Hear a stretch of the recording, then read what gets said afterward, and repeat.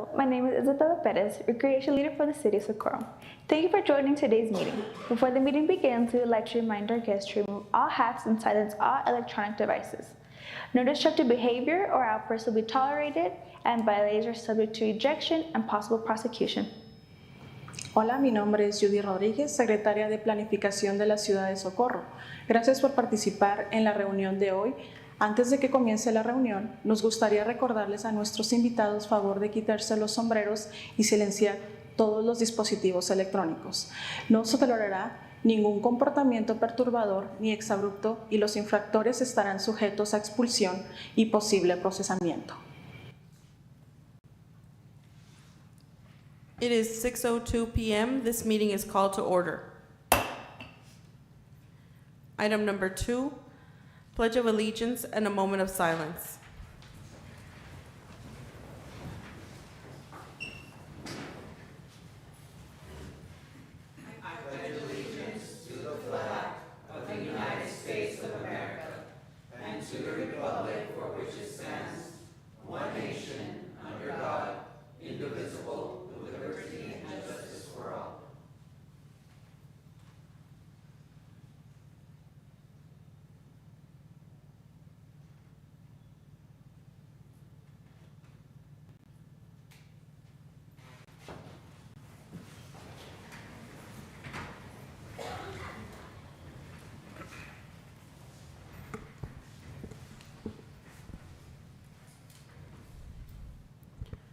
Item number 3, Establishment of Quorum.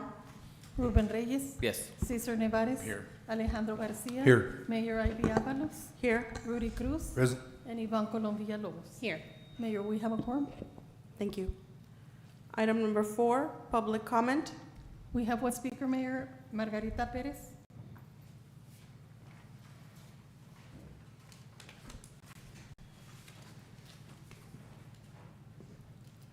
Ms. Perez, you have 3 minutes. Yes, good evening, Mayor and Council. Just real quick, I'm Margarita Perez, and I live at 10949 Mesa Drain here in Socorro. Just wondering if, I know you can't answer right now, but what is the Lower Valley Water Bond election going to benefit by, how is Socorro going to benefit with the bond election? If I could, have some sort of response later on, I would really appreciate it. Thank you. Mayor, those were all our speakers. Thank you. Item number 5, presentations, recognition of the 2024 SISD Elementary and Secondary Campus Teachers of the Year for the Socorro feeder pattern. Mr. Garcia, would you like to introduce? Yes, thank you, Mayor. This is this year's 2024 SISD Elementary Secondary Campus Teacher of the Year. For our Socorro feeder pattern, we appreciate you guys very much, especially being here from the City of Socorro. The City of Socorro City Council is honored to support excellent and dedicated educators for the Socorro feeder pattern 2024 Campus Teacher of the Year. Today, the City of Socorro Council is pleased to introduce the 2024 Campus Teachers of the Year. These teachers represent the kind of passion and purpose that defines the best in the profession and student well-being. So today we're gonna do that. We appreciate everybody who came. We're gonna start with Escondria STEAM Academy, Ms. Cristina Dominguez.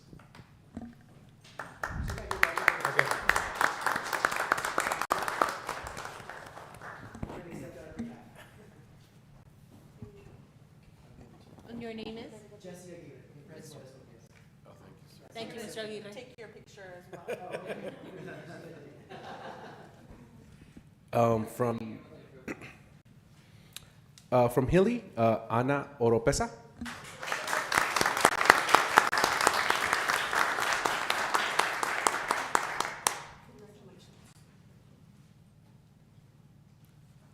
From Waco, Ms. Crystal Carrasco.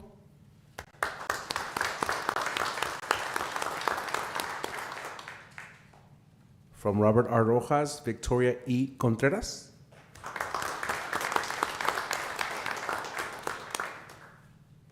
From Campestre, Jessica Alvarez de la Torre.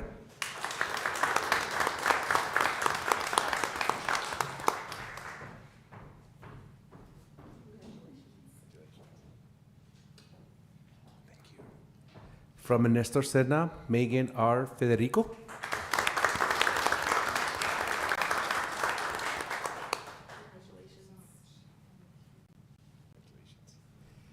From Mission Early College, Drew Duggan.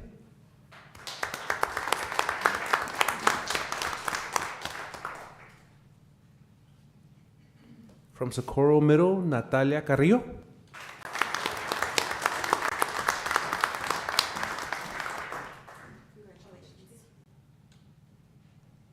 From Socorro High School, Alejandro Alvarez.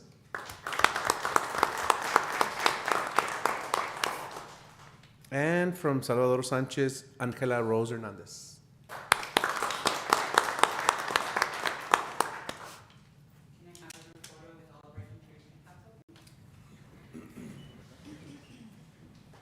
Here in the front.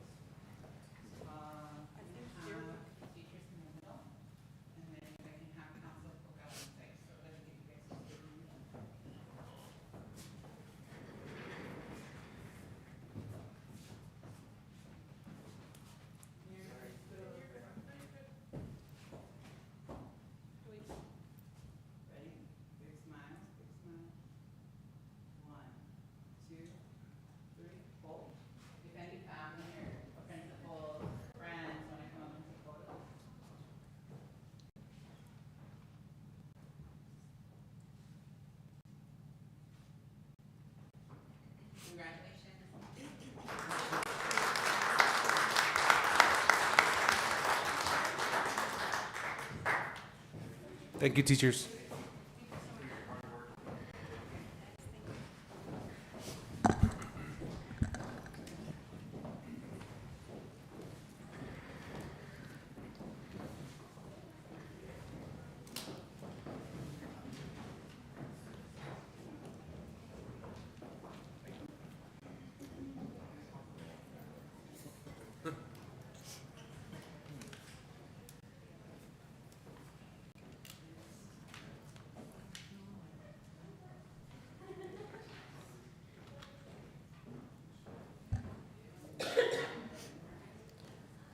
Item number 6, presentation by El Paso County Planning and Development Assistant Planner Shani Enriquez regarding Neighborhood Improvement Program.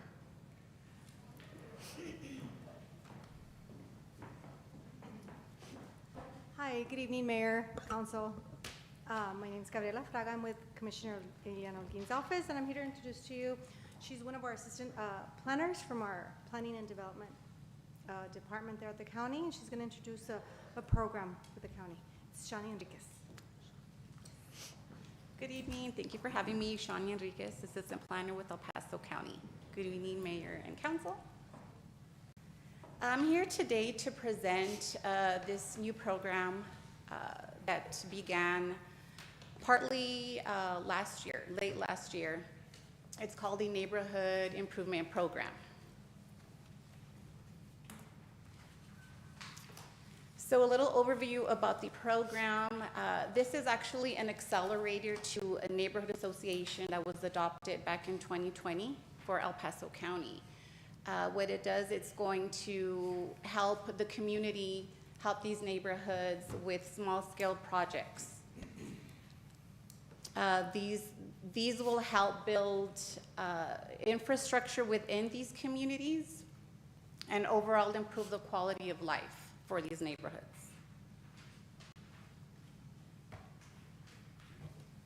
So a little bit about, again, the Neighborhood Association.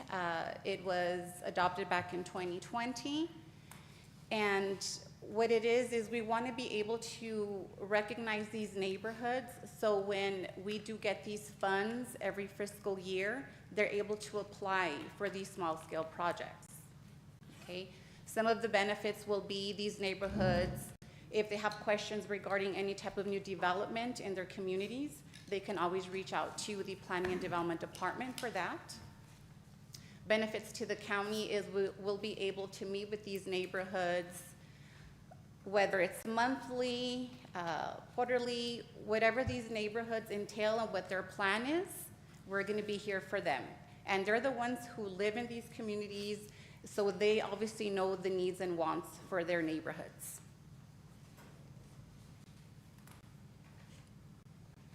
The the neighborhood improvement program, again, the projects will be small-scale projects. And all this is going to depend on the budget that we get that year. So, for example, the new fiscal year will be in October of 2024, and depending on what the county's budget is what we'll be receiving. Okay, so that's all dependent wholly on the budget. So this is to provide equitable distribution across all precincts. That's precincts 1, 2, 3, and 4. Okay. These are projects vetted for obviously for costs, and then this will impact to the entire neighborhoods.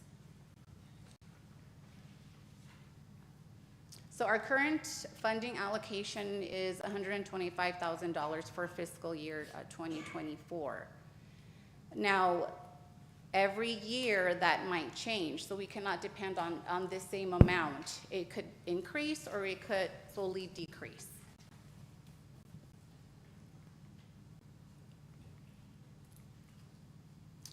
Some of the examples for these small-scale projects consist of picnic tables, maybe swings, canopies, maybe some water fountains at parks. They could also include maybe lighting, just depending on what the neighborhood wants to, what they foresee for their community.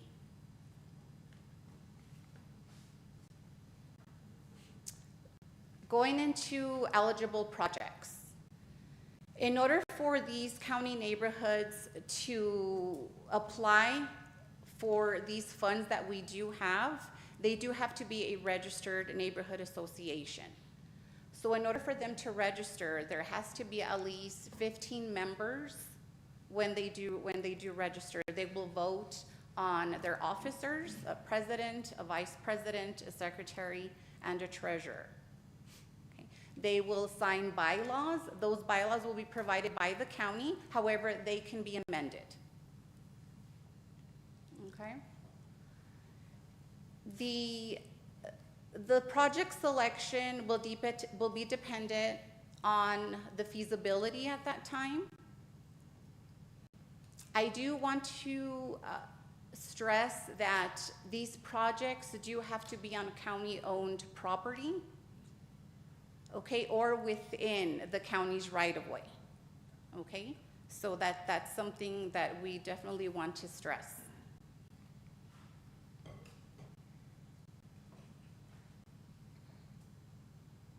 The applicants will be provided an application. They will have to submit in writing what project they foresee, what project they like to apply for. And these projects, again, will be throughout the county. We might have certain neighborhood associations within precinct, let's say precinct 3, that will apply for these projects, and that's okay. But at the end, the Planning and Development Department, along with other departments such as Parks, for example, we will be the ones to review those applications.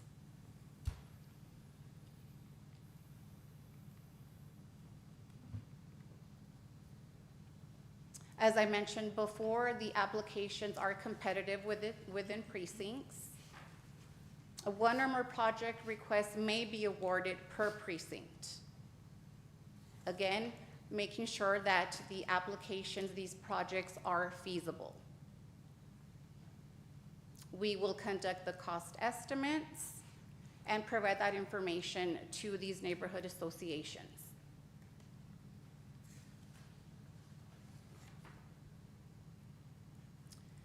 This is a little review as to what the application process is. There are multiple questions on that application.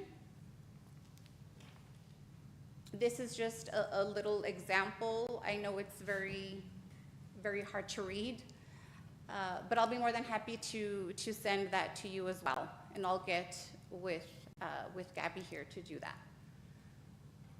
We have different categories. The scoring criteria provides, obviously, objectivity, and we need to make sure that we're equitable within all precincts. Okay?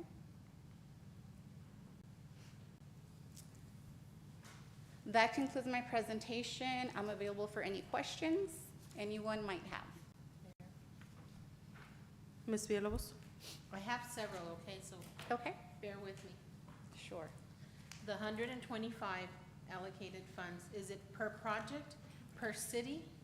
It's what the county receives. So. Total. Total, yes, ma'am. Okay. Yes, that's correct. Okay. These registered neighborhood associations, how many need to be on the panel? So when you vote on the officer, you need at least 15 members. And these are 15 members within the different households.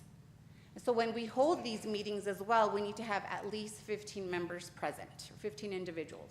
Okay. And For then these meetings. You did mention something about it has to be county right-of-way or county Own property? Property, I that's guess this correct. question is for whoever can answer this question. Do we have, within the city of Socorro, within our neighborhoods too, that can benefit from something like this? Well, there's a Panorama Village. I don't know if y'all familiar where Panorama Village is. It's off of the I-10 and Horizon, behind where the McDonald's is. There's a community there. Correct, so That- that's a little bit, city of Socorro, and then it turns into the county, Right. but they're outside of the city of Socorro. Is that about it? I mean, they're the ones that would have inventory of what they own here. Yeah, in we our can city. definitely look into that. We can get boundaries as well. Okay, that was my next question, okay. Yes. And then, these calming devices that you're talking about, I know that the city has tried, we have areas, but if they're not in the county, then again, They will not be eligible. yeah, Yes, ma'am. okay. Alrighty, you answered my questions, thank you so much. You're very welcome. Mr. Anyone Cruz? else? Hi, good evening, Ms. Enriquez. Good evening. So I know you mentioned that it's very competitive, and it seems that, I guess, it's going to be presented at Commissioner's Court. It was already presented at Commissioner's Court. No, so let's just, scenario, we have a project identified. Is it up to the commissioner of that area or district to present the project on behalf of their area? So the neighborhood association themselves will present the project to our department. Let's say we award that project to that specific neighborhood, and then we will have to take it to the court for the Okay. approval. There is a neighborhood, I think, that Socorro can benefit, although it doesn't necessarily impact Socorro directly. But there's some new development happening behind a, what's the area called there where you live, behind there, where Tres Caballos is at? You're talking about, Haciendas de Socorro or the other one? Vista Bonita? Vista Bonita. Vista Bonita. There's an area, Vista Bonita, I don't know if There you you're go. familiar with it, it's off of North Loop. I am familiar with that subdivision. The developers are working on placing a park to create some type of a buffer between the neighborhood and the newer development. But what I'd like to see, and hopefully you can take this back to your colleagues and staff members of the county, when you drive through that area right now, it's a little bit chaotic. The way the development's coming up, the developer went in there and they laid all the infrastructure, the streets and the curb and the gutter and whatnot.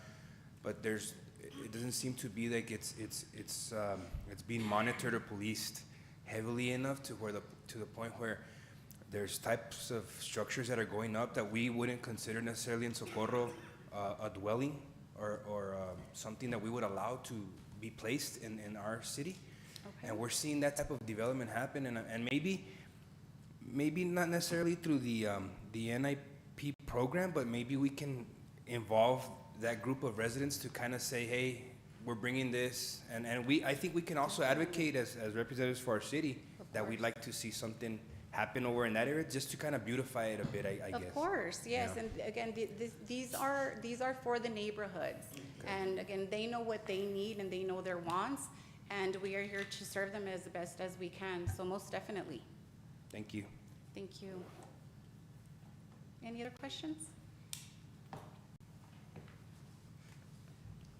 No? Thank you. Okay, thank you very much for your time, y'all have a good Thank you. evening. Thank you, bye-bye.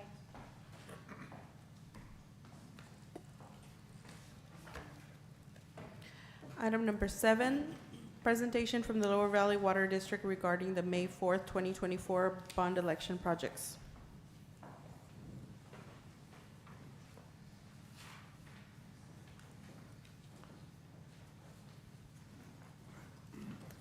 Good evening, Mayor, City Council, staff, and guests. Michael Flores, Lower Valley Water District. Jerry Grijalva, General Manager for the Lower Valley Water District. So,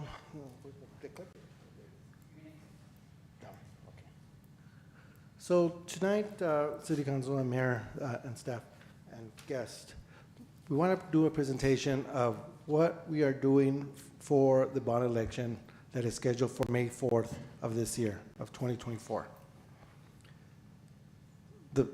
First of all, I want to say thank you to the voters in 2019 that we were successful at that election cycle, that we were able to provide first-time water and sewer to Bejar, Varela, Ormsby, and part of Panorama.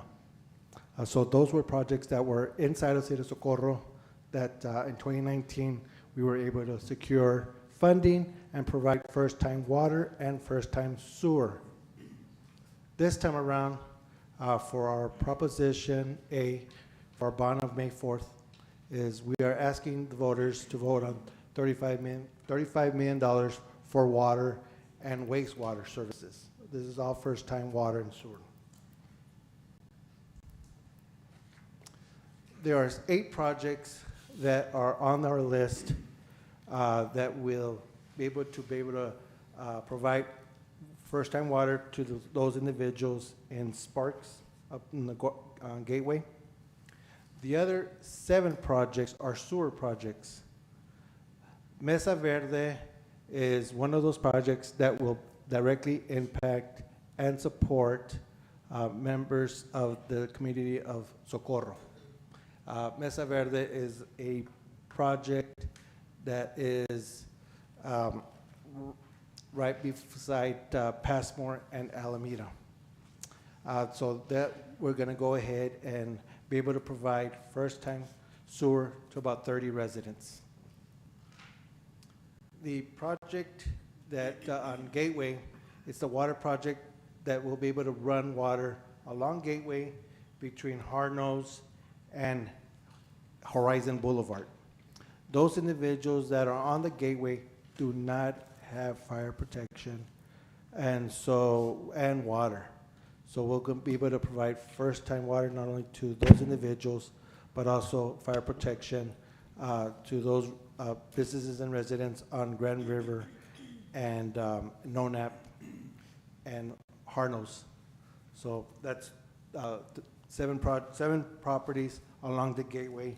And the important part of this project is to create redundancy in our system.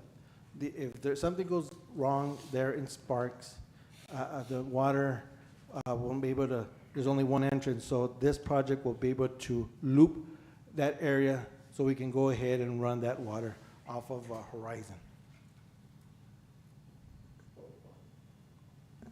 The next item is the lift station. It's a lift station that is being built there on by Clint, right off of between 1110 and Venture Road. It's a lift station that will be able to service 4 subdivisions in order to push that sewer from those 4 subdivisions to a collection system and for it to go downstream. Those 4 subdivisions that will benefit from this lift station is Hacienda Real, Wild Horse, Athena West, and Angels Park. Our next project is Athena West, North. Some of this is part of Socorro. Athena West has a little portion that's in the ETJ of Socorro and also in the county. So there's a small sliver of residents that are Socorro residents that will be able to benefit from this project.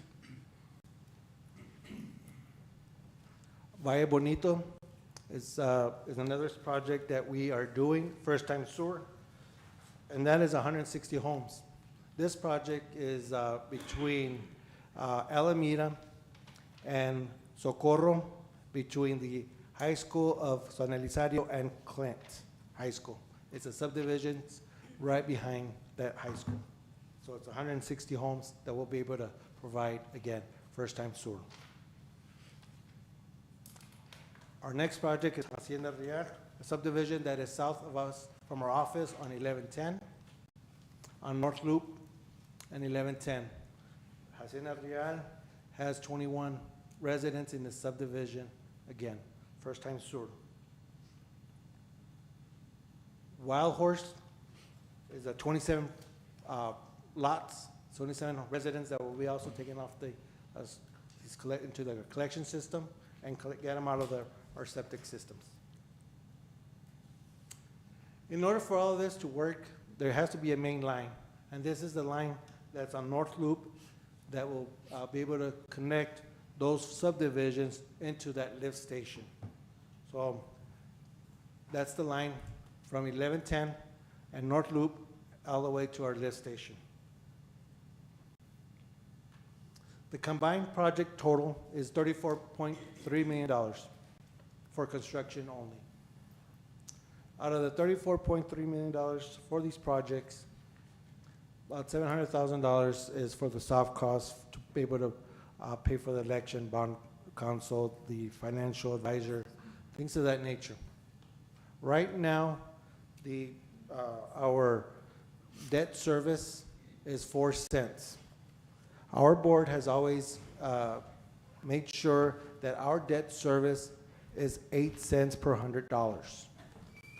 So out of those 8 cents, the 4 cents that goes up to the 8 cents to get to the $100, you're looking at a $45 a year bill for the 8 cents on our debt services, which is a total requested amount of $35 million.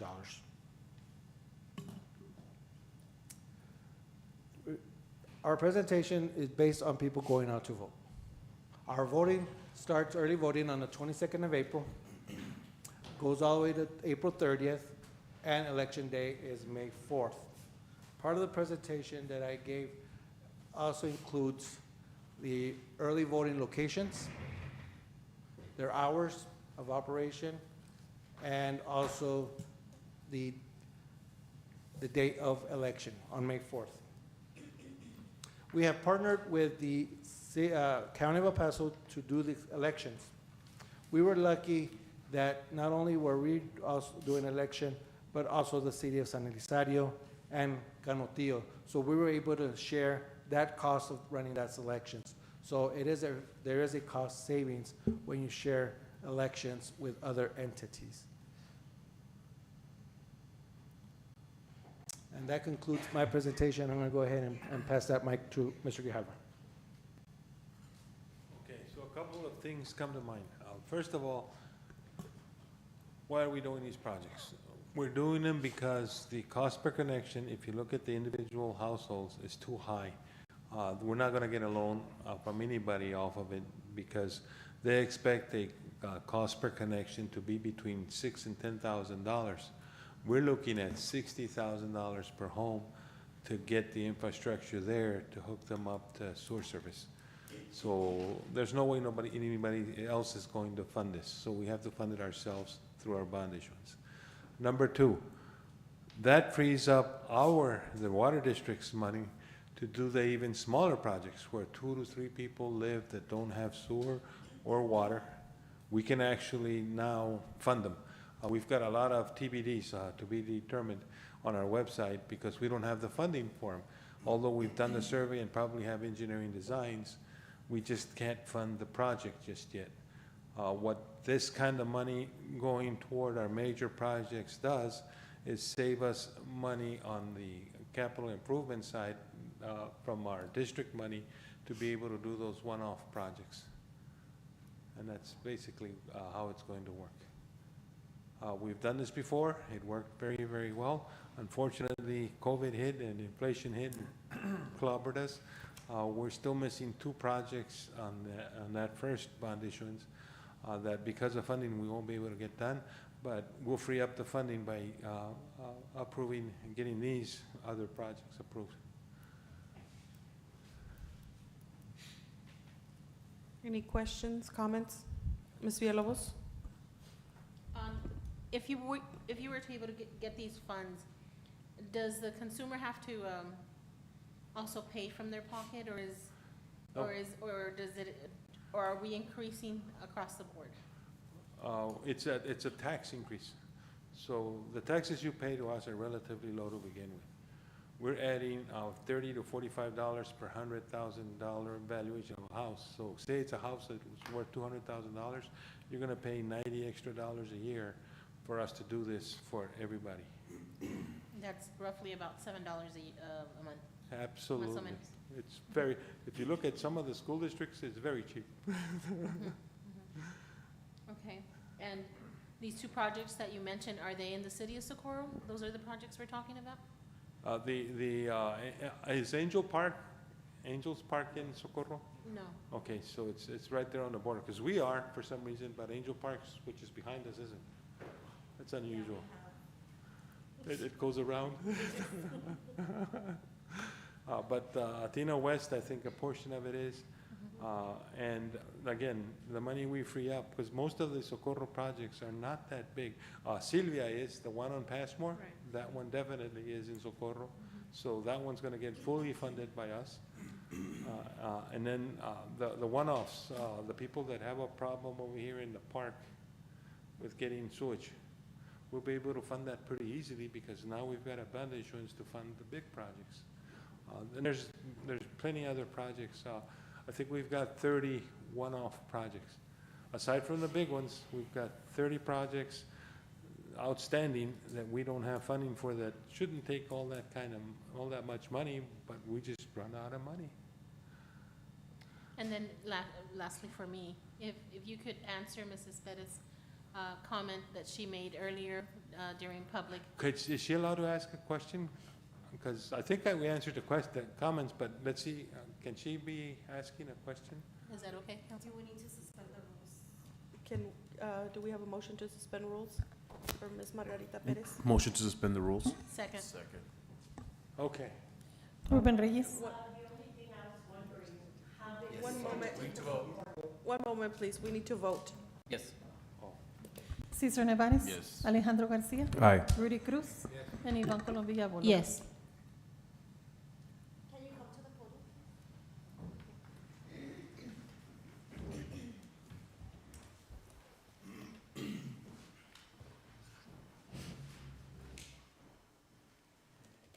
For over 2 years, probably, I have been asking for sewer. I have water, but I don't have sewer. And I know that we have gone back and forth with a lot of help of a lot of people, but apparently, I'm not gonna get it. And so I was just wondering, how is it gonna benefit Socorro? Why should we go and vote for something that is not gonna help me or my community? It's more Clint, it's more the logistic parts. That's what I was wondering. And again, we are making progress on some of the one-offs, okay? We're doing a survey over here where the drain up here, right, where the park is. We're doing various surveys throughout Socorro for the one-off projects. We just have to stop there because the construction costs are so much more. We're looking for sewer, it's $250 a foot, and that gets expensive really quick. So we can't fund it unless we've got a funding source to cover the bigger projects. Yes, Mr. Cruz? I know that you are posted for presentation and that's it. And I know there's not a lot of questions that you might be able to answer today, but I also feel that there are a lot of homes in the area of Socorro that we haven't been able to address over the course of several years. And it always comes down to funding. That's always the issue. It's never the work, it's never the material, it's always the funding. Yes. I would like to see in the future how Socorro can help you all seek other types of funding sources, because as soon as I see the word bond, that means that we, as the taxpayers, are going to have to fund this. And although I'm not against helping those who don't have what I have already, I just hate to tack on another $45 at the end of the year of the high taxes we're already paying in Socorro, because ultimately we do have residents that feel the way they're portraying themselves here today, and I have to agree with them, because there's a gentleman who calls me every single day, and I mentioned to you, Mr. Flores, that we've become closer, me and him, than I have with my wife over the course of these past 3 months. He calls me every day and he says, what's going on? But I think that there's a lot of fixing to do from the past that we haven't been able to address, yet we continue to seek funding for future projects. And I'd like to fix the leaks we haven't fixed over the course of the years. But I would like to see maybe a different type of a slide, and maybe you can go back to the staff and show us what the $30 million impact would be to the city of Socorro. I know the projects have a lot of names here: Mesa Verde, North Loop Lift Station, and Athena West and North, and there's maps, but I don't know how many residents here in Socorro are going to be impacted enough for me to go out there and also advocate for this bond to go through. You know, go out there and vote. It's gonna help us. I calculated, you said $60,000 per residence to lay in the infrastructure hookup and all that. I divided that by 30 million, it comes out to 500 residences. Mm-hmm. Is that to include commercial as well, más o menos? Is that Not commercial. Non-commercial, all residential. All residential. And I guess what we want to see on the table is how many of the 500 are going to be in here in Socorro. Yeah. Again, yes, we can go out there and advocate for the bond and the funding source, but at the same time, we need to be transparent and let the people know, but it comes with a price. Yes. And we're going to have to pay also, you know, on top of what we're already paying right now for a lot of the first time users. There's a lot of, I feel, funding sources that we haven't tapped into. There's a lot of grant dollars, not necessarily at the state level, but maybe the federal level. And we need to start looking at those options also, because bonds are gonna get us in a wreck here pretty soon. That's how I feel. Yeah. Michael does have a Correct. And matter of fact, we were at a couple of weeks ago with the mayor, with Congresswoman Escobar, and not to bash and not to talk ill. Federal dollars come with strings. Our original request that we submitted to Representative Escobar was $6 million for 2 projects in Socorro. $6 million was the request. We're only going to get $1.3 million. So we have to come up with the remainder of it, because with grant, they expect you to finish the project. Just because we're going to give you a portion, now we have to look for other funding sources to be able to finish those 2 projects that we had accepted those grants. One of them is a water tank on Old Hueco Tanks Road. The reason behind that water tank is what redundancy, and if something happens to the water tank that's on Gateway, that's close to Horizon, because we had a water leak recently, and we noticed that it is imperative that we have a new water tank being built in this area.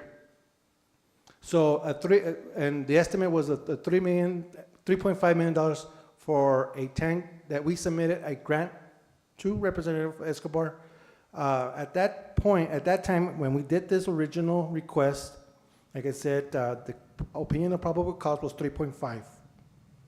And we're only going to get $850,000 for it. That's only a small bucket. Did they state why? Yeah, It's politics. it's politics. But And we she don't was care. there. As long as somebody gives us some money, we'll take it and we'll run it. Well, there's 2 Congress Yes. people that Gonzalez represent this is- area. Gonzalez is funding the other side. Sand Hills. We have a project. I don't know, is Horizon, north of Horizon, part of Socorro? There's a sliver that belongs. Arno's, okay, it's a very small number of people, but the redundancy is what you need, so that Socorro water keeps flowing even though our East Lake pump went out.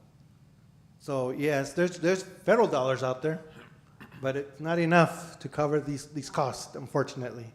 And the matter of fact, what Representative Gonzalez gave us for Sand Hills, the opinion of probable cause, just to do engineering, matter of fact, we're putting an item on the agenda because the county received this dollars. The opinion was $3 million for engineering costs for 5 subdivisions, 3 lift stations up in Sand Hills. Our cost is 20%, so now we have to come up with $500,000 to pay for engineering design. And this is something the public doesn't see. Before we even began a contract, we've done the survey, the engineering, and even the construction management all set up, and then we can fund the contract. So We're working on it Yeah. as we can. The 8% is something that I think the Lower Valley Water District residents should be accustomed to, because we'll never exceed it, and we'll try not to go below it so that we can continue funding projects for people that need it. We run 210 square miles, which means we run from the city limits all the way to Montana Vista and all the way to Tornillo. There's people down there that have no water, farmers that have no water, that are clamoring to get water. And we're working in innovative ways to get them water somehow. And again, this helps. Yeah. So, yes, there's federal dollars. We're looking for them, but there's also a cost share that we have to come up with as well. The funding agencies we've tapped on are EPA, the NAD Bank, Texas Water Development Board, all of the USDA, all of the normal funding sources. Unfortunately, if the cost per connection is too high, they won't. Yes, Ms. sir. Margie, would you step up, please? Just real quick, I had better response from somebody that was doing grants through Ayuda. I got a new leach line. My septic system was cleaned in a matter of 3 months. So, you know, I mean, if you want help, you help. That's why I want to see more people within the city of Socorro get help. Within the city. Not Clint, not logistics, not, you know, and I'm not being ugly and saying, well, they shouldn't get any. But come on, if you want to help, that's why I want transparency within the city of Socorro to see where we're getting, you know, why should I push for the bond if it's not going to happen here? Thank you. All right, Socorro is 80% of our district. We put about 80% of our money into Socorro. Okay, we can't put it all, obviously, because we've got the rest of the district to be able to handle. One thing I will tell you for sure is a doctor from the University of Texas at El Paso did a study on septic systems, and he said that over the years, septic systems are the main issue contributing to chronic diseases in senior adults because they leach the bad odors and the bad stuff up through time. So anything over 30 years old is not doing you any favors. It's actually going to make you sick, no matter if it's going underground. That's why we don't subscribe to putting in septic systems. We're putting in sewer lines. But we have the same issue with the lift stations. Yes. They Yeah, smell, they and stink. we've worked on it. We put Vapex on most of them. We just have to learn how, look, the lift stations are 30 years old. We're 6. Where are you, Michael? We're 6 years old. We've done the best we can with regard to trying to catch up. We've got a long way to go. Unfortunately, the lift stations, after the Vapex, have to take a second fiddle to the bond issuances and the projects that actually help people directly. So we'd rather have first-time water and sewer and deal with a lift station we need to constantly fix till we've got money, because each lift station can cost us between $4 and $10 million to fix. Okay, the one in lift station 10 is that $4 million. Yeah. So it's hard to come up with that kind of money and then leave our constituents just sitting there without services. Mr. Garcia? Is there a probability that you'll need waves permit fees waived for some of your projects here in the city? Yeah, we'd probably come with, that Sylvia Street, the one on Passmore. Right. We'd come in and ask for a waiver on that So- one. That's the biggest one. Now, my question is that when we save you that money, where does that money go? Back into the projects. Back into our project. So the last project you were here with, it was a huge project, and I believe we saved $500,000. Am I Yes. mistaken? Yes. So that's where I'm getting my point is that I would like to see that we waive this fee, and it's gonna go here. Right. Because the situation that we're in, you're asking for a bond. And the bad thing about it is that SISD has left us, and they're in a $33 million hole right now. And guess what? They're asking for another bond. In November, they're probably gonna ask for an $800 million bond to cover their costs. So that's where I'm heading. That's where Okay. we need to be talking about, because the matter of fact is that we're asking just here, here, here, here. Right. And the problem is that there is no money. And the problem is that we haven't raised taxes in I don't know how long, and people still want roads, still want pavement. So what do we do when we need what we need and you need what you need and Right. SISD needs what they need? It's up to you how you deal with this money. What I will tell you is this: Bejar Estates went over by $2 million. With those 500,000, whatever we had, 1.5 million, we're covering Bejar Estates so that they get full service, to include their decommissioning of their septic systems and hooked up to the line. Okay, so that's where I want to be at, just to make sure that Yes. we know that And we us can- waiving fees is helping our citizens. Yes. Because that's what I really want to make sure that everybody gets what they need. Absolutely. Thank you. Mr. Nevares? Mr. Flores, I have some questions for you. You mentioned 5 subdivisions for 3 lift stations. Correct. What constitutes a subdivision? How many homes, approximately? However the county makes them The biggest create. one is Angels Park, and I think it's well over 400 homes. Oh, no, but he's talking about the one at Sand Hills, those 5 subdivisions that are up in Sand Hills, right? No, Is that the one? I just So- want you to answer the question. Yeah, so for us, those 5 subdivisions that we were talking about at Sand Hills, with Congressman Gonzalez's funding for the engineering design, it's basically those colonias that are within when they were created in our maps. So About the maps 400, are. 500 homes Actually, there's for every more. lift station? Well, actually, lift stations are, how was it explained? Because I'm not an engineer. And They explained it to us yesterday, and I couldn't find the logic. It's all supposed to be going downhill, right? It's not. it lifts We it. need lift stations because the hills are rolling, and we need to push it up before it goes down. Okay, And that's why 3 lift stations are needed down there. 3. Yes, sir. Okay.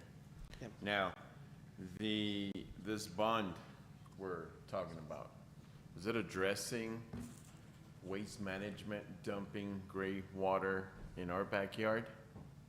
Yes, Is it? it isn't, but the money we save is. We're already working that aspect. Okay, We're actually going to, I don't know if it's in the city of Socorro, we're gonna put it on the gateway. Okay, Okay. we're moving it toward the gateway within 2 years. We need funding for the other projects before we can move this thing. and the funding's coming from waste management, coming into our backyard and dumping their gray water from the county here in Socorro, Yes, it's actually coming from the federal government.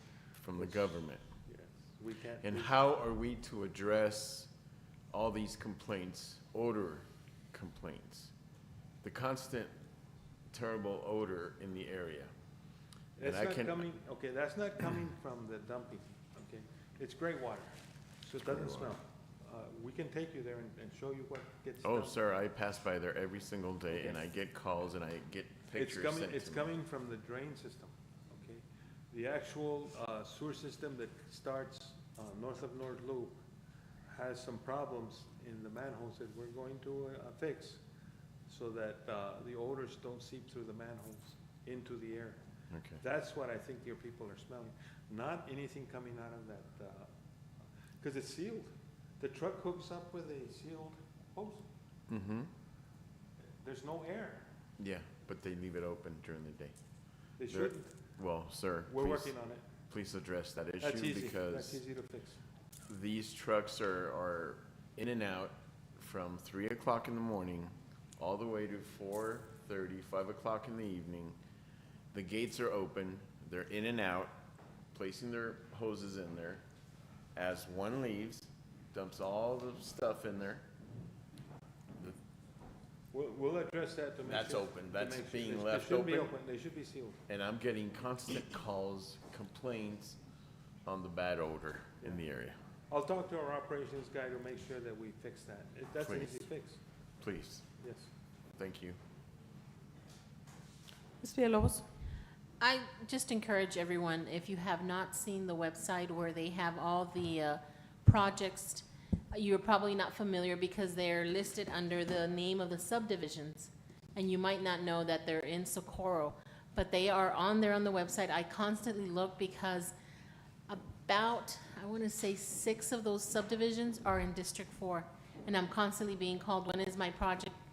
And I look in there to see, some of them said What to be the update? determined, but they have been identified as areas that once the funds are in and it's their turn, they will start the project. And so I encourage everyone to go on there. If you're not familiar with a subdivision, I'm sure that there's somebody they can call in your district. Yes, absolutely. But it's really easy. You're going to be shown a geographic map of the whole area. If you know your Would you area. speak into the mic, please, so that you- everybody You're can going to hear be you? shown a geographic map of the whole area. If you click in your area, you're going to see little boxes of the various projects. Then you'll know that this is in your area and these are the projects that have come up. If you find that the project people have approached you on are not there, let us know and we'll add them to it. And I wanted to add to that, just because 4 are there that state, you know, they're in my district, or that I know that they're in my district, there's other areas that are in your districts that are on that list. It's a pretty long list, so I encourage. Is Castlefin yours? Is that part of Socorro? Okay, we're funding that one through another source to be able to give them first-time source. Yeah, and I wanted to just bring that out because I think that will alleviate a lot of the, or 1 or 2 of the questions that are up here. Because they're not familiar right now with how many projects you do have in Socorro that have already identified. Does this mean you've already done the engineering on them? That's why they're on the website? Okay, as of Monday, wherever we don't have engineering, our engineer has been given a deadline to throw more people at it. There's 3 engineers in our district, so that we can get them done as soon as possible. The engineering is important so that it gives us the estimated cost, and at the same time, the project is ready to go. And we've been asked to have projects ready to go, so when money gets freed up either by the county or by some agency, we're ready for it. And that's what we're doing now. The first thing that happens, though, is we have to get it surveyed, and that may be expensive. Mayor. Ms. Rodarte? And I would just like to make a comment. I do know that you're going out for bond and you are a taxing entity, but you also bill our customers, right? So it's a double whammy because our customers do pay for their services. Even when you place in the new infrastructure, you end up getting that return. I know it takes years for you to see that, but it's a double, right? We are a taxing entity, but we don't charge our residents for services. And that's because we have to pay for the water and the sewer service, right? So we have to pass on our costs. We pay environmental services for the trash collection. We have to pass on those costs with minimal overhead. Our profit margin is not that much. That's why we come to bond issuance requests, because we don't make that kind of money off of our customers. We keep our rates low. Our water rate is actually lower than El Paso Water, who sells us the water. So And I think then, we take pride in all of that. Yes. And then just another question is, on the gray water, why Socorro? We're not the only area that you service, so why are we dumping it here in Socorro? Commercially, it's the easiest place for these trucks to go. And it's only temporary, like I said. We're working on building and it'll be up there next to our solid waste facility. Hopefully it won't affect anybody because it's over there by itself, right? And if anybody builds in that area, it'll be warehouses. So they can live with the tractor trailer traffic because they've got tractor trailer traffic on their own. We're working toward that, but it's a slow and tedious process. For that one, we are going to need experts, which means a survey engineer, design, and some sort of construction management to make sure it gets done right. Okay, that was. But we can seal the manhole now. I don't see why we haven't done it. I've asked him to do it. I'll ask him again. We meet every Monday and tell him, you got to get it done by the end of the week. And they'll get it done. It's easy. It's an easy task. 1 second. Oh, do you mind if he goes first? I'm just making a quick comment, real quick. Let me go first, Okay, go ahead. please. Go ahead. My concern, sir, is that this lift station is right across the street from Serna School. Okay? And you said it's 18-wheeler traffic. Yes. And it's off a middle drain, and there's people that live right next to it. Please address it. It's a huge concern. The traffic, the tractor trailer traffic that's coming through is coming along the road, and I don't know the road name, by the railroad tracks, all the way from wherever it starts, down the railroad tracks. They're not supposed to be going on Tanton Road. They are, sir. If they are, So they come from okay. Alameda We'll down fix that. Tanton Road We'll fix that. And That's then they not supposed to happen. They're make supposed a to be left using the back road. on middle drain, and they do exit, but then they go all the way to Horizon and then up Horizon Road. Okay, we'll address that too. Thank you. Ms. Villalobos? I just want to make another comment because I get these all the time. The constituents that are in my district, that I've gotten calls, and you guys have, I've taken them personally and had meetings with you guys so that you can hear them from them. These constituents have been waiting for 40, 30, 20 years for this type of service. And because they either pay it with their septic tank or they pay it with getting the services, one or the other. And they're sick and tired of not having it. So yes, we have some issues. It's not gonna be perfect. And I'm hoping that you take Mr. Nevares's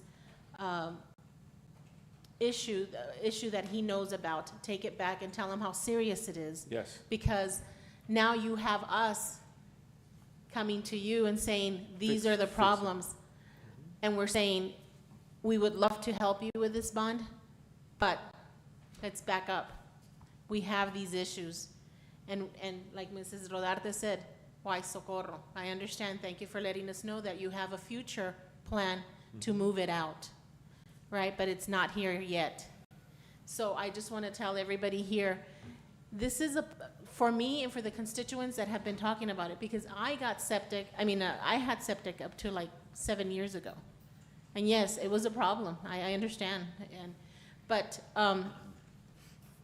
constituents will have to pay one way or another.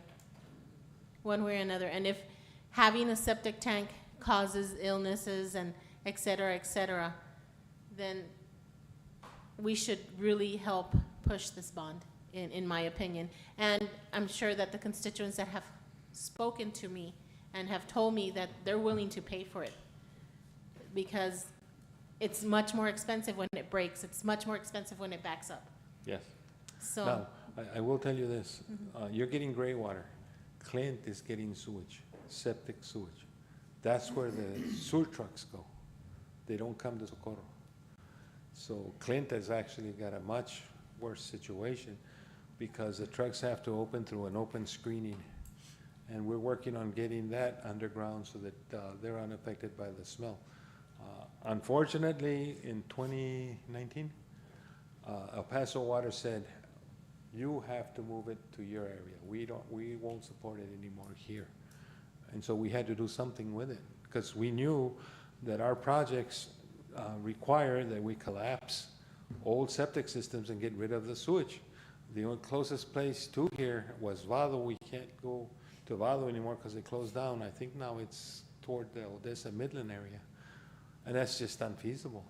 That'll cost the taxpayer a heck of a lot more than living with some of this till we fix it and put it in the solid waste facility. Thank you. Any other comments or questions? Thank you very much. All right, you're Thank quite you, welcome. gentlemen. Item number 8, update by Lower Valley Water District on City of Socorro paving cuts. Oh, yeah. It's one more. This is the fun one. Michael Flores, Lower Valley Water District. And we were asked to give a small presentation of where we're at as far as paving cuts.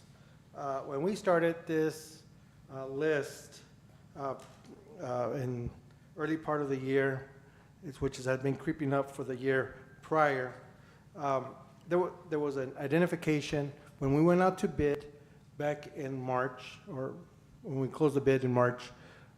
We had identified at that time that we only had 11 paving cuts.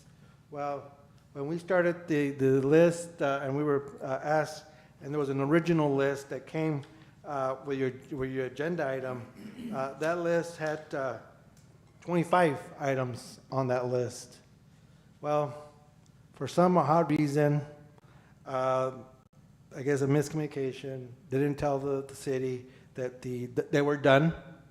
So out of the 25 that were on that list, there was only 6 that still need to be completed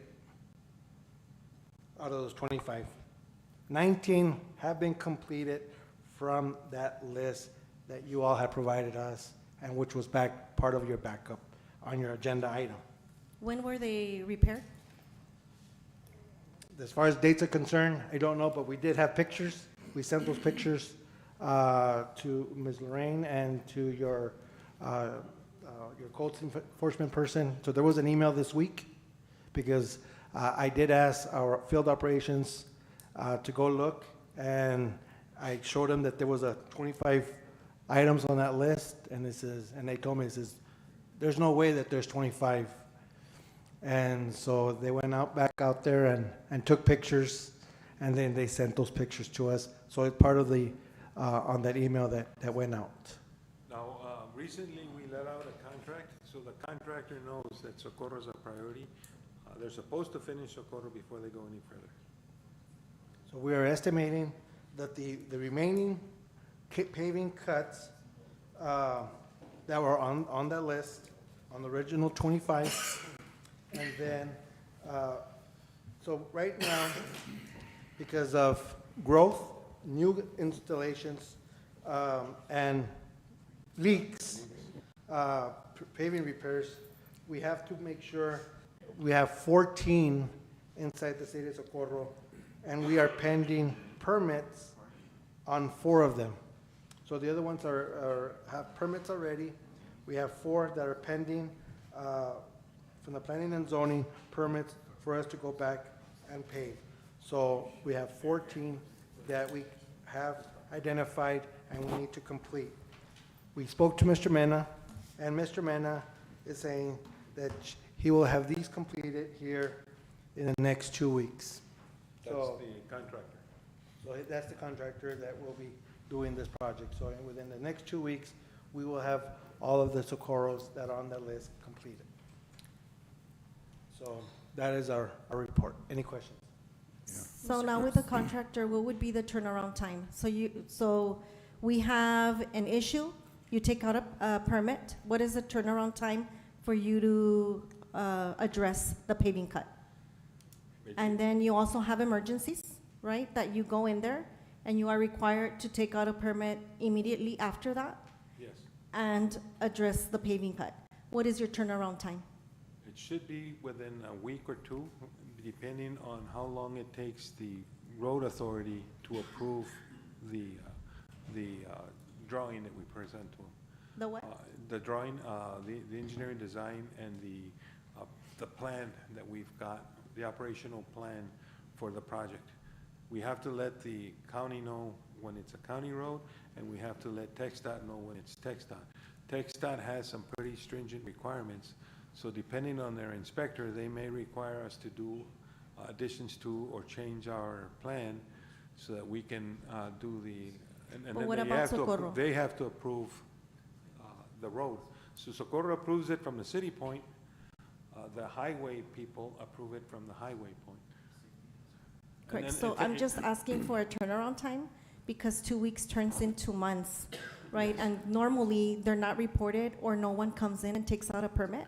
We find out because either we're getting customer complaints, or our staff is collecting a list, because we see them, every time we write, oh, there's a paving cut. And we have to report them to you, because they're not reporting them to us by taking out a permit as All right, required let- through our Let me know ordinance. when they're not getting a permit, and we'll talk to them about it. Okay.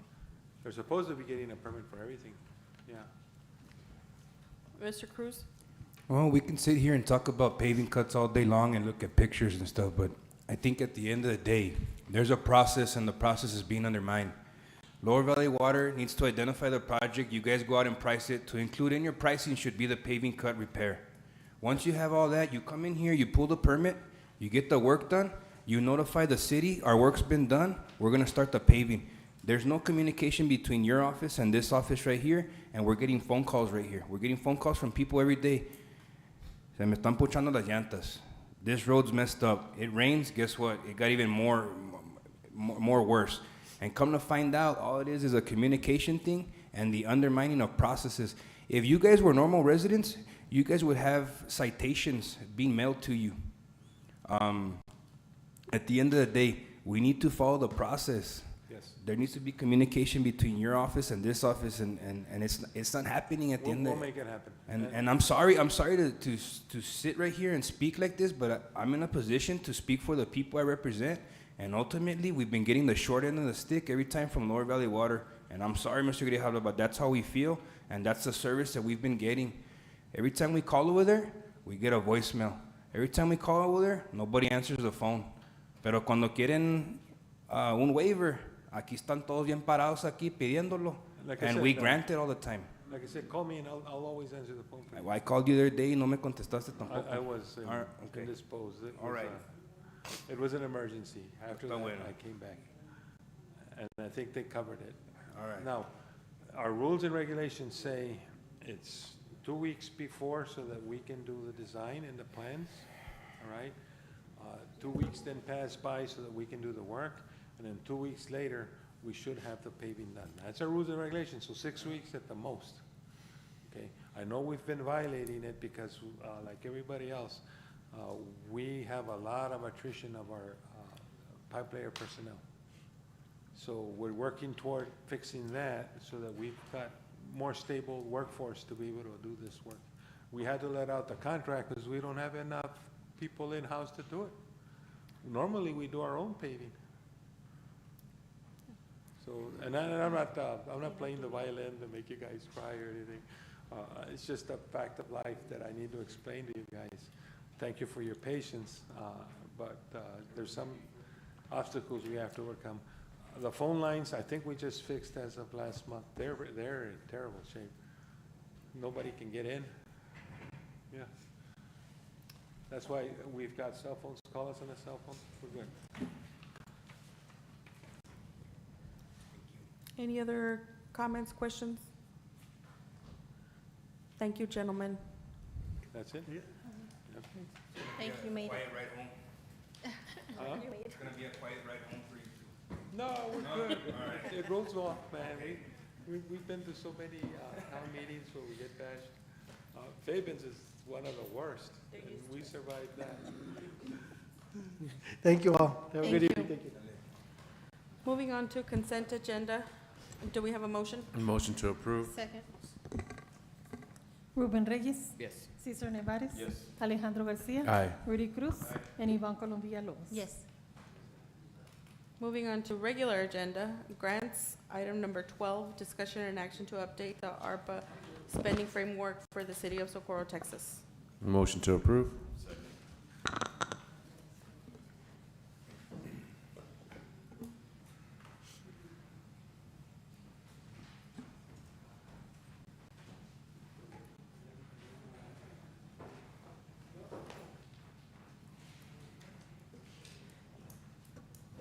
Good afternoon, Mayor and Council. Alejandra Valadez, City Development Director.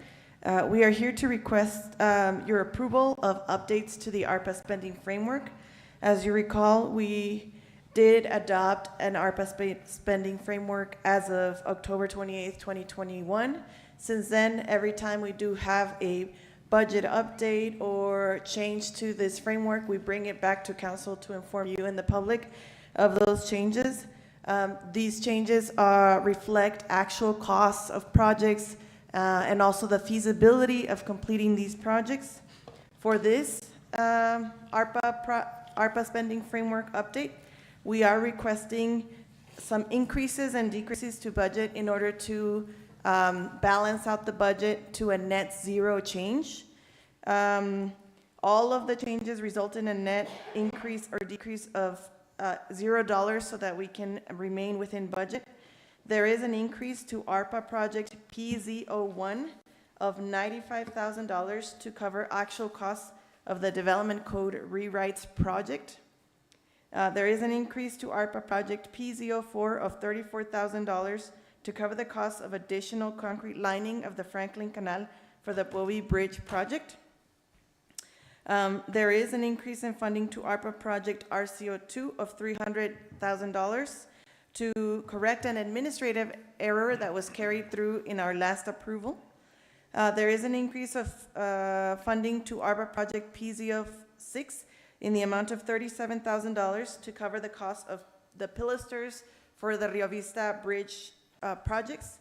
This includes both Rio Vista Bridge and the Bowie Bridge, which will go into construction after this irrigation season.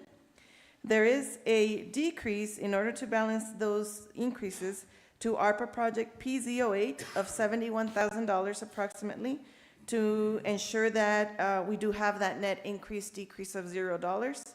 And then there is a decrease to ARPA project PZ09 of $395,000 to make sure that all of our increases and decreases add up to zero. Lastly, this item is in conjunction with another item that you will see later on for project PZ09. This is our citywide surface transportation project, which will cover a number of sidewalk improvements as well as street repair work. That will be presented later, but that is also reflected in your ARPA spending framework under PZ09. And with that, if there are any questions? Questions, comments? No questions, thank you. Ruben Reyes. Yes. Cesar Nevares. Yes. Alejandro Garcia. Aye. Rudy Cruz. Aye. And Ivan Colom Villalobos. Thank you. Yes. Item number 13, discussion and action to adopt resolution 794, authorizing the city manager to act on behalf of the finance director during such times as required to fulfill grant project financial requirements. Motion to approve. Second. Good afternoon, Mayor and Council. We are requesting your approval for this resolution that will give the authority to our city manager to act on behalf of the financial officer for grants requirements. As you know, the administration of federal, state, and local grant awards does require the designation of a financial officer.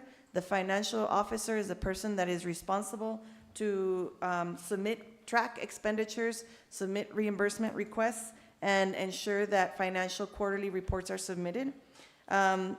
Due to the passing of Mr. Casiano, we are in need for our city manager to fulfill that function in the time being so that we can fulfill our grant requirements at this time.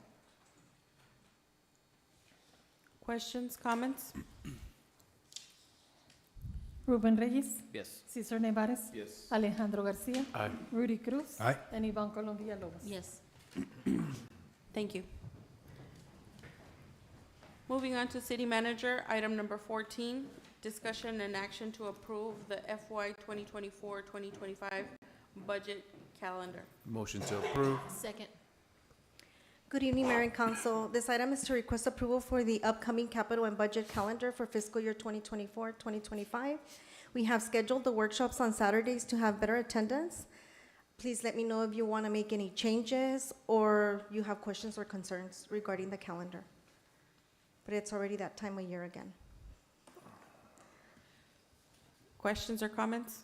Ms. Villalobos? I'm sorry, when is this scheduled to start? May 18th is our first meeting. May, It is in your backup. It's, yeah. I'm sorry, yeah.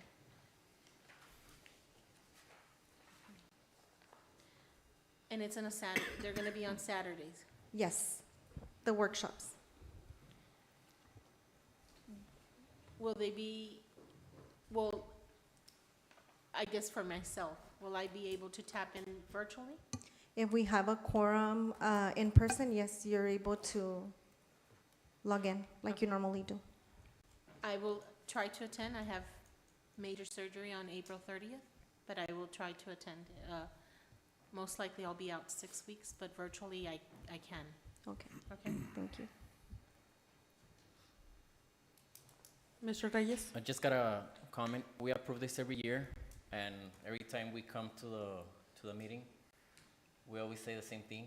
Next year, we'll change it to a later day or a weekday.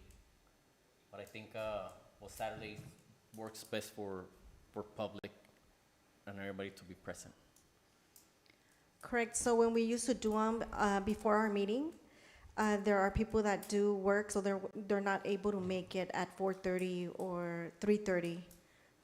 And then it cuts our time short. And when we do them on Saturdays, you don't have a time limit, and people are normally off, unable to attend. Anyone Ruben else? Reyes, Yes. Cesar Nevares, Yes. Alejandro Garcia, Aye. Rudy Cruz, Aye. and Yvonne Colom Villalobos. Yes. Item number 15, discussion and action to proceed with Phase 4 and 5 of sidewalk design and Phase 4 construction with ARPA funds. Motion to approve. Second. Good evening, Mayor and Council. The next item is to request approval for the design of Phase 4 and 5 and construction of 4 through ARPA funds. We do have Jesse Ramos here from Camacho Hernandez that will present the Phase 4 and 5 of the sidewalk plan. At this time, if there's any changes or any requests that you would like, this would be the time to let us know so we can go back and make changes to the plan.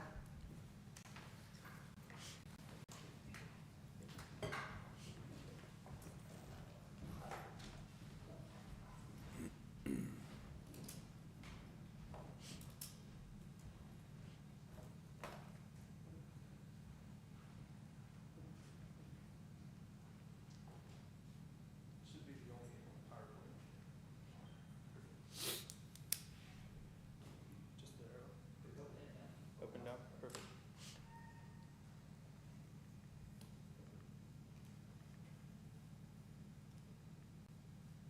Okay. I guess not. Good afternoon, City Council, City Mayor, City Manager, and City staff. My name is Jesse Ramos, and I'm a part of the engineering consulting group of Camacho Hernandez. I stand before you today to provide an update on the progress of our city's master sidewalk plan. The plan, conceived with the vision of enhancing walkability, accessibility, and safety throughout our community, is a testament to the commitment to fostering a more vibrant and inclusive urban environment.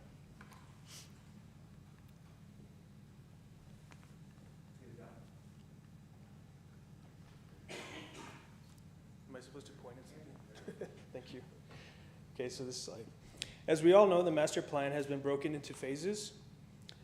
Phase 2 has recently completed the construction, and just as a reminder, Phase 2 was done by using CO funds.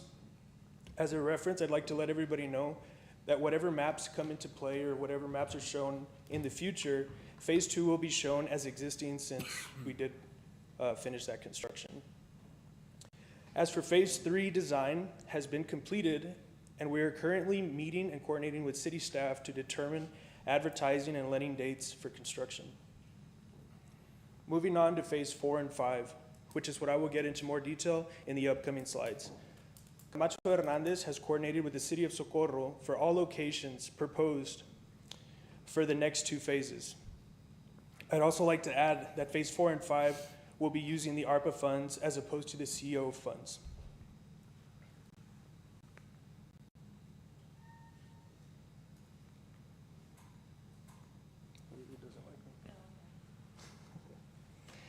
This slide shows our design parameters. The design parameters stay the same for phase 4 and 5. Like the previous phases, we work with a $600,000 budget and consider a construction cost of approximately $150,000 per mile for estimating purposes. And just as an additional information or as a reference, I'd like to bring up phase 2, which came in at $540,000. And if we divide that per mile, it came out to $146,000 per mile. So our evaluation of $150,000 per mile is very accurate.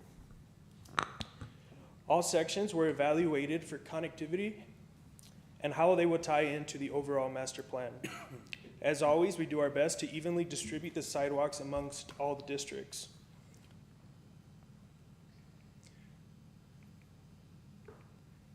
So the next slides show a bird's eye view of the overall layout of the proposed improvement per district. So this is a very zoomed out version, but we also included several maps for y'all's viewing to show more detail. For instance, this is District 1, and as you can see in the next slide, we kind of zoom in so we can get a little bit more in depth and see where those improvements are being proposed as far as locations go. I'll kind of go through these slowly, so in case we need to look at those. All streets later, in a later slide, will be shown and itemized. This is District 2. A little bit more zoomed in of a certain particular area. Obviously, the highlighted areas are the proposed improvements. And these do, just for information purposes, these maps do show phase 4 and 5. They're obviously illustrated in different colors. I'm sorry, did you say, I apologize, did you say Sure. 4 is in here? District 4, I'm sorry? Yeah. All the districts. All districts, I'm going district per district, and each map is just zoomed in to certain areas for better visibility. We'll get to District 4 shortly. This is District 3. Okay, gotcha. Yeah. Okay. And this is 4 and 5? Phase 4 and 5, correct?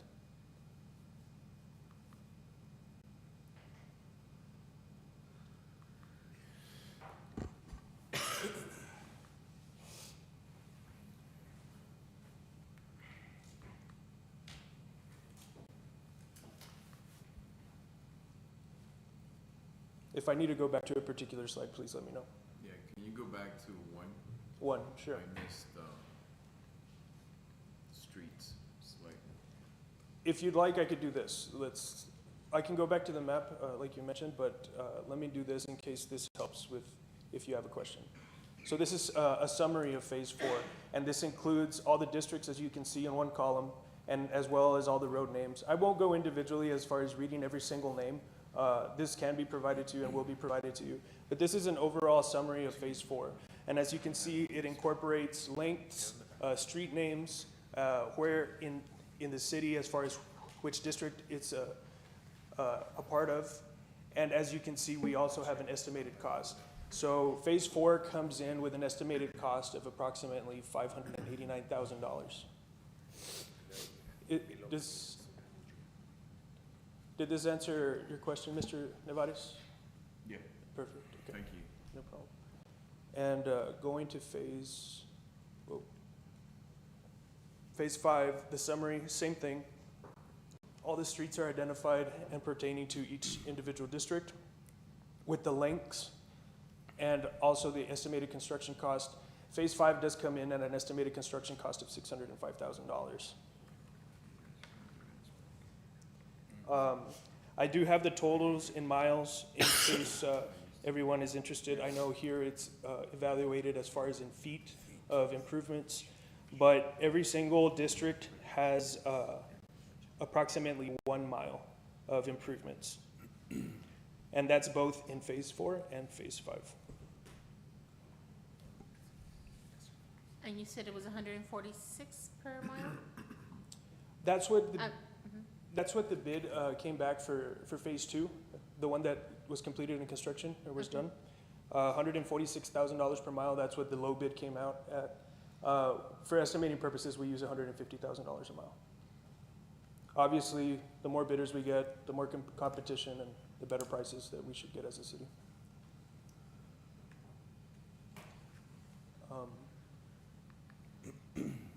I'll open it up to any questions, any remarks, and if I need to go back to a particular slide, and please let me know. Does anybody have questions? Well, I'm sure you do. I'd like to amend the motion to exclude the street Roden. Okay. And my reason and purpose, council, for excluding this street and adding Kendrick Circle. Kendrick Circle has sidewalks on one side. I'd like to have sidewalk placed on the other side just because it's right, it abuts the high school where the kids walk, and that'll connect to Rio Vista, the new bridge. Roden, however, if you look at it, and if you guys, I don't know if you guys want to take the time, but Roden it's got a lot of commercial, and it's got a lot of those high fences and storage of vehicles, kind of like it's commercial, that area there. Okay. On Roden, so it doesn't impact.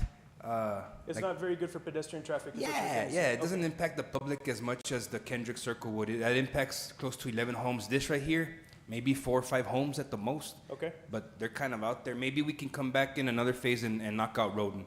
But for right now, I'd like to address the streets being able to commute back and forth on a sidewalk there. Roden is phase 5, so it would be the next phase, but we can address that right now. Okay, that's my, that's. You said Kendrick, correct? Yes, sir. Okay, my only question, you mentioned that Kendrick, if we add it, it'll have sidewalks on both sides. That's correct. Would you like to move forward with that? Because sometimes what we consider is we obviously can have sidewalks on both sides, and that's great, but to provide more pedestrian walkways to incorporate in an area where there's absolutely nothing, right? So.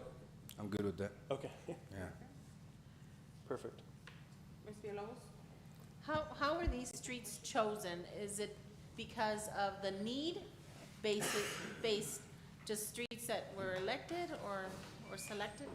So we have a little bit of a various different process. So we have our overall master sidewalk plan that was adopted by the city previously, and that shows the overall city of what I guess the overall finished product of the city would be when it comes to incorporating all the sidewalks that we could possibly have within the city. We incorporate that as far as which sections are illustrated, and we obviously evaluate them and try to take them into consideration. Now, besides that, we obviously try to follow that and stick to that master plan, but we also meet with city staff and drive the projects and see which areas don't have any pedestrian walkways, and we evaluate that. So there's different evaluations that we do, but that's, for instance, that's 2 of them. So in this case, it was a little bit more of a need versus just picking randomly? We do not pick randomly, that's for sure. We do drive the projects with city staff.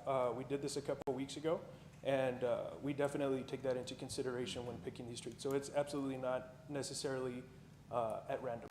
Okay, thank you. Any other questions or comments? So we have an amended motion made by Mr. Cruz. Do we have a second? Second. Ruben Reyes? Yes. Cesar Nevares? Yes. Alejandro Garcia? Aye. Rudy Cruz? Aye. And Ivan Colom Villalobos? Yes.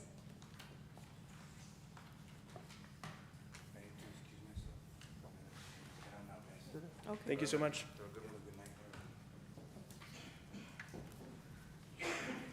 Item number 16, discussion and action to approve the paving and milling of 12 streets with ARPA funds. Motion to approve. Second.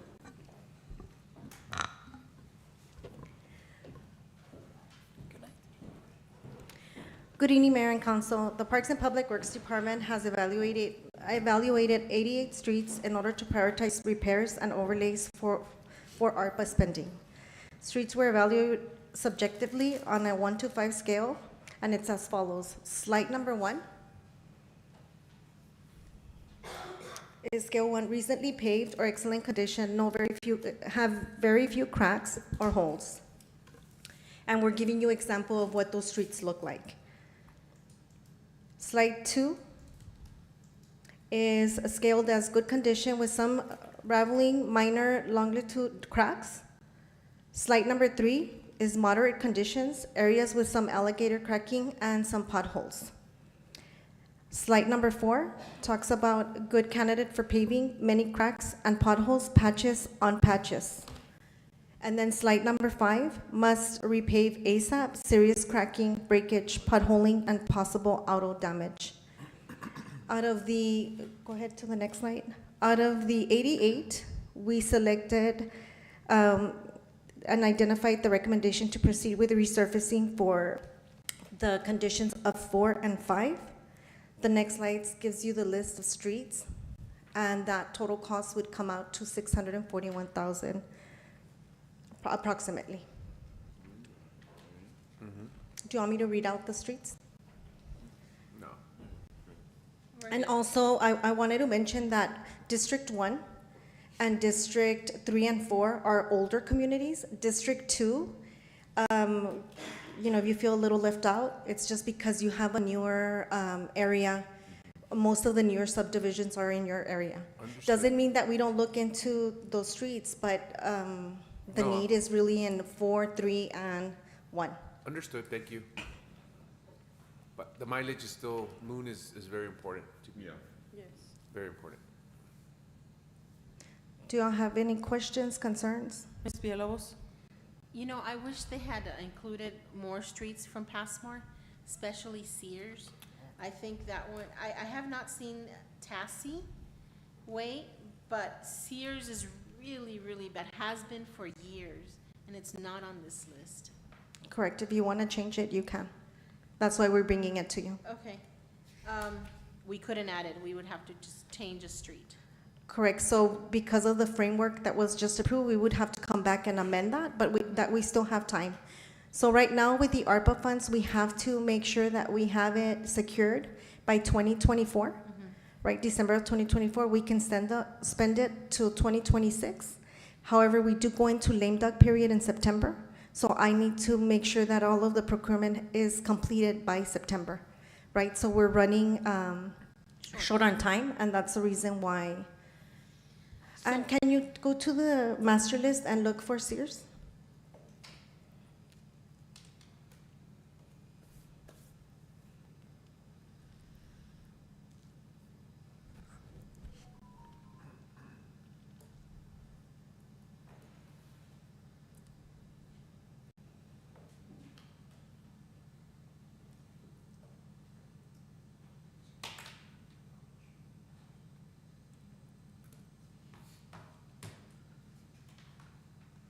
Yeah, so that one hasn't been evaluated.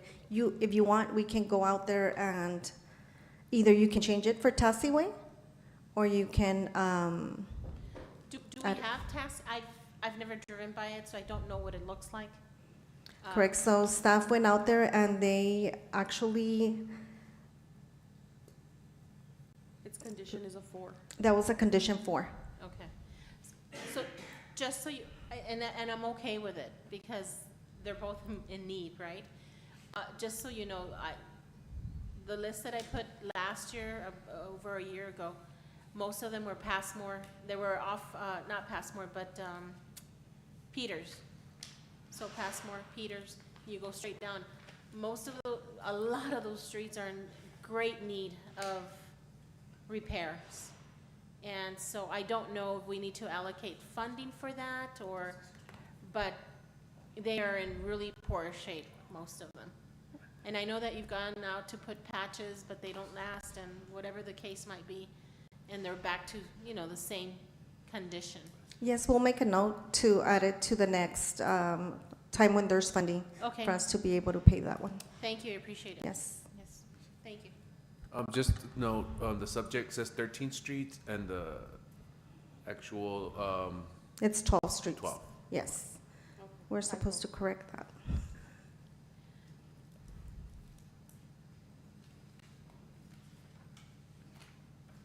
Will you be amending the motion?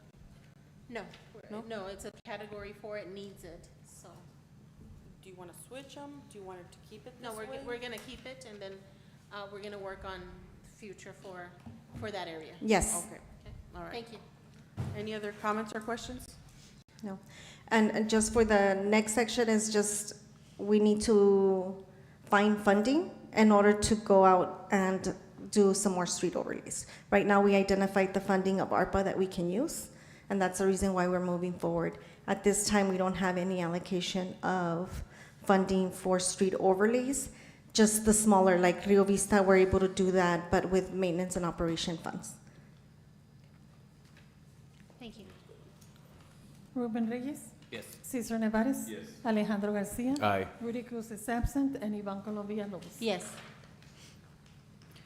Moving on to mayor and council, item number 17, discussion and action to approve the purchase of shirts for the board and commission members in the amount of $2,096.00. Motion to approve. Second. Mr. Reyes, would you like to introduce? Sure. We brought this to a table. I know we had talked about it a couple of times, maybe many times, and we never agreed to what the city could provide or what we wanted to provide. And I see a lot of the commissioners, and I believe they have the right to have something from the city. And when they have their meetings, they'll be wearing them too. And also, if it goes through, I would like to invite the commissioners to a council meeting, and then we will present the shirts to them. Ms. Villalobos? And thank you for bringing this item. For years, I've been saying, we need to make them part and not feel like they're a separate entity, but they're actually part of us. They're an extension of us. And they're our allies and help us, with day-to-day, whatever voting operations they need to do for our city. So I completely agree. It's a small token and of appreciation. Any other comments or questions? Ruben Reyes. Yes. Cesar Nevares. Yes. Alejandro Garcia. Aye. Rudy Cruz is absent, and Ivan Colombia Lopez. Yes.